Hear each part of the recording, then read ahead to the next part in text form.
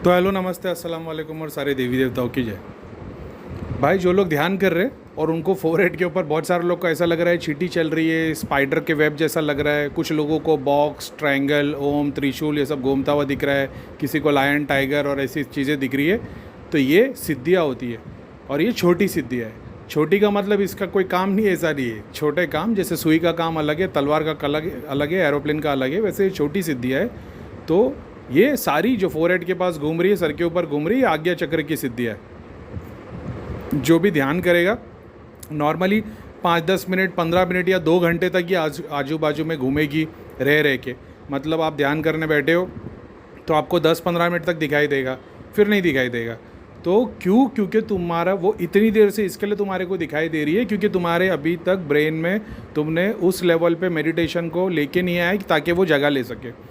तो ये आज्ञा चक्र की सिद्धियाँ है। जैसे मैं बताता था, मैं अपने आज्ञा चक्र पे देखता तो मेरे को दिखता था एक जैसा राजा का थ्रोन है सामने और उसके दोनों तरफ दरबारी बैठे होते और हर दरबार की सीट के ऊपर एक एक सिद्धियाँ बैठी होती है। जितनी ज़्यादा सिद्धि है उतनी ज़्यादा स्क्रीन और दृष्टि, उतने डायमेंशन देखने मिलते हैं। ये वैसी चीज़ है। ये अभी आज की डेट में मैंने इसको पूरा खाली करके रखा है, आज्ञा चक्र बंद करके रखा है क्योंकि मैं परेशान हो गया हर चीज़ से, परखना, देखना, लिखना। बहुत रेयर केस में मैं खोल के चेक करता हूँ। ऐसा है, हर किस के लिए नहीं। बाकी लोग के लिए तो देवता ऐसे ही बता देते, मेरे को ज़रूरत नहीं पड़ती। वो आप भी सीखोगे, आपको भी समझ में आएगा। पहले एक्साइटिंग लगेगा, बाद में जब हर जगह हर चीज़ दिखने लगेगी ना, तो फिर आपको मतलब हर बंदे की तकलीफ़ दिखाई देगी। उसके बाजू में उसके राक्षस, प्रेत और उसके कर्म दिखाई देंगे।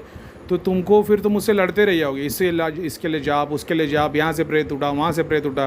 फिर तुमको लगा यार भगवान ने ये मकसद से नहीं बनाया था।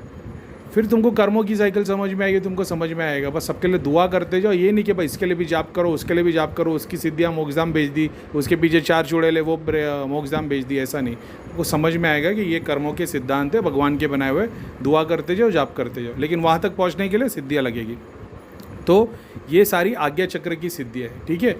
तो जैसे जैसे आप लोग ध्यान के अंदर स्टिलनेस तुम्हारी बढ़ेगी, जितना सुकून से ध्यान करोगे, जिज्ञासा नहीं होगी, फास्ट भागने की चीज़ नहीं होगी। और जिज्ञासा नहीं होना बोलना ठीक नहीं है, जिज्ञासा तो चाहिए ही, लेकिन किसी चीज़ के भागो मत।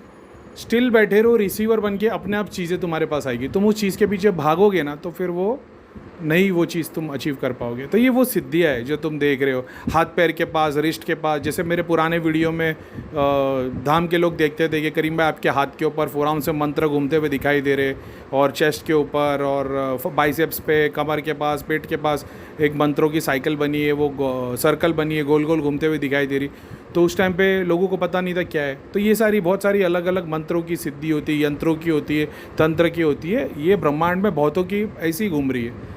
तो अपने पास में जमा हो जाती है चीज़ें, जो लोग ये काम कर रहे होते हैं। तो ये वो सिद्धियाँ है जो तुम्हारे पास चारों तरफ घूम रही है। हाँ, अगर तुम्हारे को दबाव फील हो रहा है, दर्द फील हो रहा है मेडिटेशन ध्यान में, तो तुमने घर पे पितरों को कोई स्थान दिया होगा, कोई आदमी गुरु की फ़ोटो लगी होगी, गोली गुरु की, उसकी वजह से दबाव फील होगा। वो चीज़ को हटा दोगे, जैसे जैसे एक एक करके हटाते जाओगे वैसे वैसे और पोर्टल्स खुलेंगे और चीज़ें सूक्ष्म दिखाई देगी।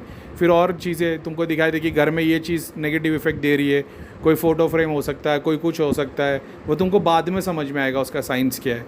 ऐसा है, ठीक है। तो ये आज्ञा चक्र और वगैरह की सिद्धि है जो आपको दिखाई दे रही है। कोई बात नहीं, ध्यान करते जाओ, ये एक एक करके जगह लेगी। तो जगह लेके फिर तुम्हारे पोर्टल्स खोल देगी। उसके बाद में फिर ये तुम्हारे को सिखा के फिर आगे निकल जाएगी किसी और के पास, ठीक है।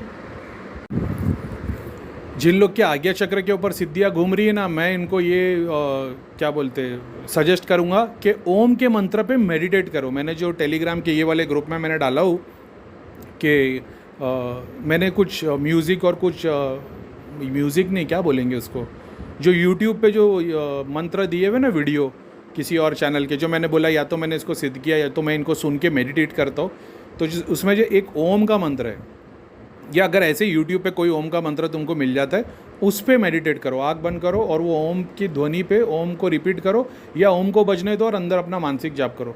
मुसलमान क्या कर सकते हैं, ला इलाहा इल्लल्लाह को सुन लेना, ठीक है। नहीं तो क्योंकि बहुत सारे ओम नहीं सुनेंगे, और जो ओम सुनना चाहता वो ओम भी सुन ले। ओम के साउंड से तुम्हारे आज्ञा चक्र सहस्रा पे वो स्टिलनेस आएगी, और वो सोर्स को, जो सिद्धियाँ है उनको तुम्हारे आज्ञा चक्र पे वही भगवान, वही आत्मा का जो सोर्स, आत्मा का जो क्या बोलते हैं डेस्टिनेशन है, वो दिखाई देगा या उसकी तरफ अट्रैक्ट होंगे। समझ रहे हो? जैसे तुम स्टेशन की तरफ जा रहे हो, ट्रेन का हॉर्न बजता है, तुम फास्ट हो जाते हो क्योंकि तुमको लगता है ट्रेन छूट रही है या ट्रेन आ रही है।